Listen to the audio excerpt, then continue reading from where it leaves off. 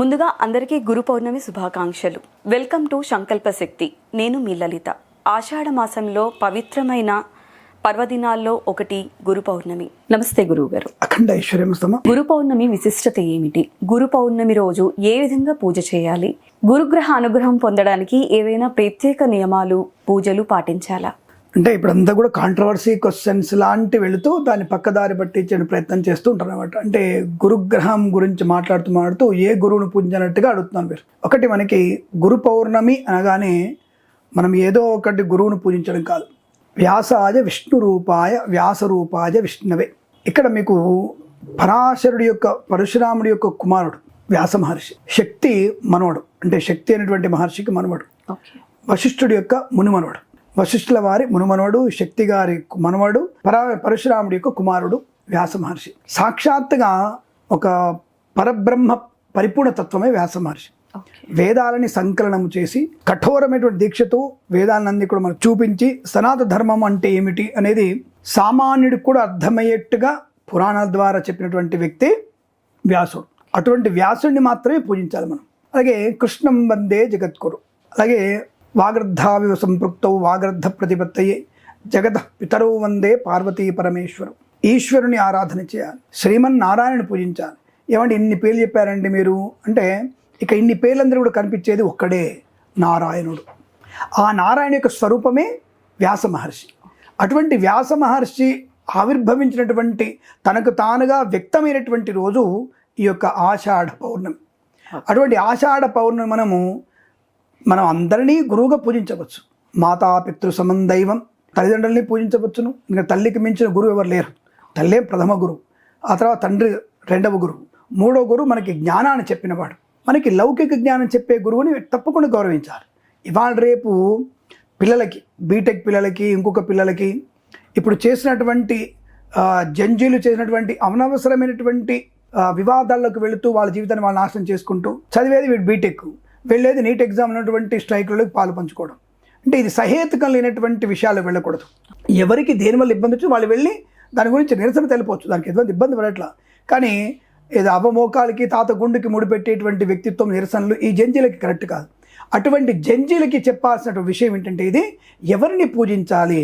ఈరోజు బీటెక్లలో ఒక లెక్చరర్ని ఎలా చూస్తున్నారు, స్కూల్లో అమ్మ 10th క్లాస్ పోరగాళ్ళు వేస్ట్ వెధవలు కొంతమంది ఆ 10th క్లాస్లో చెప్పే పాఠం చెప్పే టీచర్ని ఎలాంటి మాటలు అంటున్నారు, ఆవిడ వయసు ఎంత, వాళ్ళని పట్టుకొని వీళ్ళు ఎలా మాట్లాడుతున్నారు, ఎటువంటి బూతులు మాట్లాడతారో తెలిసిన తల్లిదండ్రులు ఉన్నారు. అటువంటి దరిద్రపు వెధవలకి ఇటువంటి వేదవ్యాసుల వారిని పూజించే తత్వాన్ని బోధించే ప్రయత్నం చేయాలి. వ్యాసుల వారిని పూజించడం అంటే తనకు తానుగా పూజించుకోవడం, అంటే తన తత్వాన్ని తెలుసుకోవడం. వేదం ఏం చెప్తుంది? నీళ్ళు అంతరంగాన్ని వృద్ధి చేసుకునే ప్రయత్నం చేస్తుంది. ఎలా మనం జీవించాలి, ఎలా మన యొక్క మాటని ప్రకటించాలి, ఎలా మనము భుజించాలి, ఎలా మనం సంపాదించాలి, ఎలా ఖర్చు పెట్టాలి, ఎలా జీవన సాంగత్యంతో ఉండాలి, ఎలాంటి భార్య కావాలి, ఎలాంటి భర్త కావాలి అని ప్రతి ఒక్క విషయాన్ని నల్ల పూసలు కూర్చున్నట్టుగా, జాగ్రత్తగా మీరు ఆడోళ్ళు నల్లపూసలు కూర్చున్నట్టుగా కూర్చి చెప్పాడు ఆయన. వేదాన్ని, వేద వాంగ్మయాన్ని, అష్టాదశ పురాణాన్ని చెప్పినటువంటి మహనీయుడు. కాబట్టి అటువంటి విషయాల్లో విషయ లౌకిక జ్ఞానానికి గురువులు పూజించడం, వేద వాంగ్మయాన్ని, తత్వాన్ని, సనాతన ధర్మాన్ని ఎలా మనం ప్రబోధించుకోవాలి, మనం ఎలా జీవితం తెలుసుకోవాలనేటువంటి ఒక అభ్యుదయ భావాల్ని, సామాజిక భావాలని, లౌకిక తత్వాన్ని, సామాజిక తత్వాన్ని, సంస్కృతి తత్వాన్ని, సనాతన తత్వాన్ని తెలుసుకోగలిగేటువంటి రోజే ఈ యొక్క గురు పౌర్ణిమ. అక్కడ గురువుని పూజ అంటే వ్యాసుని పూజడం. వ్యాసుడు అంటే సాక్షాత్తుగా శ్రీమన్నారాయణుడు, పరమేశ్వరుడు అని అర్థం. కాబట్టి ఆ రోజున పూజించాల్సిందే ఆయనను మాత్రమే. నీ గురువుల్ని పూజించవచ్చు, గురువుల్ని ఆరాధించాలి. ఇక్కడ వ్యాసుడిని పూజించాలి, భగవంతుణ్ణి, తల్లిదండ్రుల్ని పూజించాలి, గురువుల్ని ఆరాధించాలి. ఇప్పుడు ఇక్కడ వచ్చేసరికి కాంట్రవర్సీ, ఇందాక కాంట్రవర్సీ అంటే ఈ మధ్యకాలంలో షిరిడి సాయిబాబా గురించి ఎక్కువ వెళ్ళిపోతుంటుంది. నేనంటానంటే ఆయన దేవుడిగా పూజించకూడదు, ఆయనకి వేద మంత్రాలతో పూజించకూడదు, సత్సాయిబాబాని వేద మంత్రాలతో పూజించకూడదు, గురు రాఘవేంద్ర స్వామిని వేద మంత్రాలతో పూజించకూడదు. ఆరాధన వేరు, వారిని ఆరాధించడం వేరు. గురువుని ఆరాధించాలి, దేవుణ్ణి పూజించాలి, తల్లిదండ్రుల్ని పూజించాలి. ఈ రెండు వ్యత్యాసాలు తెలుసుకోవాలి మీరు. ఆ బాబా వాళ్ళ కింద, ఈ సత్సాయిబాబా కాళ్ళ కింద శివుణ్ణి పెడతా, ఆయన చేస్తాను, నేను చేస్తాను, పనికిరాదు. వారు దేవుళ్ళు కారు, వారు సాక్షాత్తుగా దేవుళ్ళు కారు. భగవంతుడి యొక్క అనుగ్రహము చేత మంచి కార్యక్రమాల్ని మంచి విషయాల్ని 10 మందికి చెప్పడానికి వచ్చినటువంటి అసిస్టెంట్లు మాత్రమే. భగవంత్ కింద నంది భృంగులు ఉన్నారు కదా, ఆయన కంటే కూడా తక్కువ వీళ్ళు.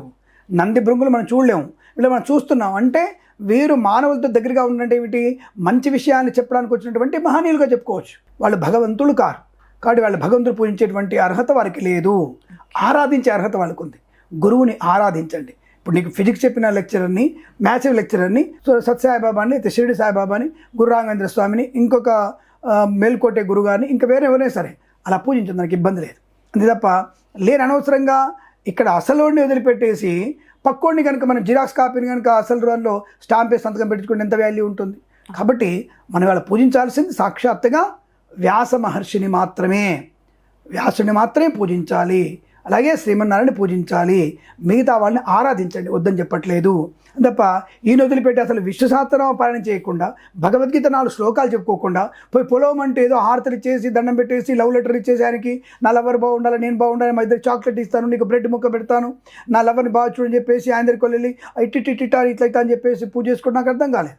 ఆయనకి ముద్దులు పెట్టమని చెప్పలేదు, ఆయన ముద్దులు పెట్టి ఆయన కాళ్ళు నాకమని ఎక్కడ చెప్పలేదు.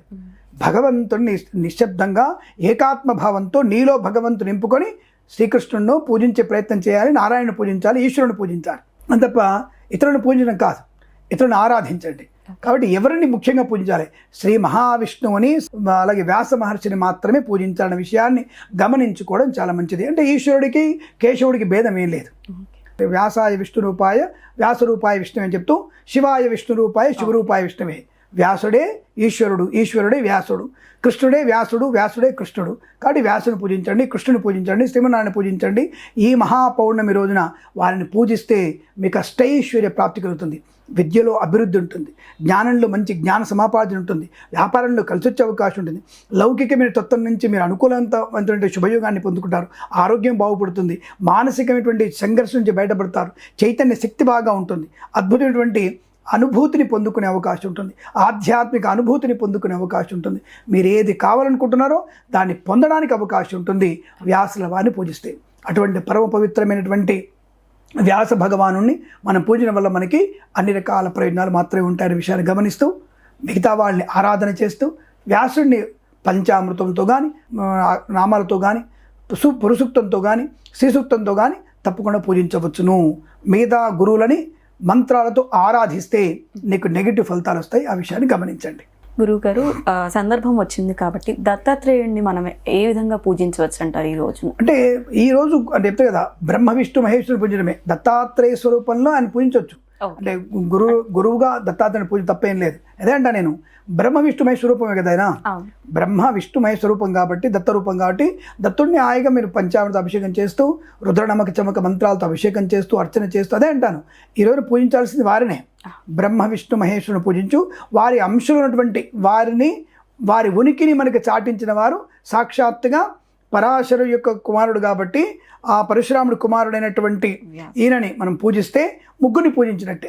బ్రహ్మ విష్ణు మహేశ్వరత్వమే పరాశరత్వమే, ఆ తత్వమే మనకి దత్తాత్రేయ స్వరూపం. కాబట్టి దత్తుడిని పూజించడం వల్ల కూడా అందరిని పూజించినట్టే.